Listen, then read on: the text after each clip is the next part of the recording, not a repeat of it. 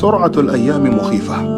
ما إن أضع رأسي على الوسادة إلا وأشرق نور الفجر، ما إن أستيقظ إلا وقد حان موعد النوم. تسير أيامنا ولا تتوقف، وأقول في نفسي: حقا السعيد من ملأ صحيفته بالصالحات. والسؤال الذي أقف عنده: بماذا ملأت صحيفتي؟ وهل أنا أسير للأمام أم للخلف؟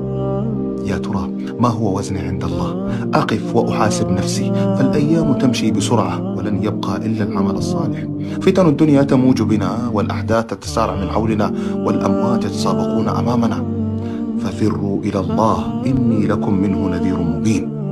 ألقوا السلام، رددوا مع الأذان، حافظوا على الصلاة في وقتها، حصنوا أنفسكم، ابتسموا للناس، احفظوا شيئا من القرآن، تصدقوا، سبحوا، استغفروا، كبروا، صوموا، صلوا على النبي محمد صلى الله عليه وسلم. يا غالي، علق قلبك بالآخرة، فالدنيا لا تدوم.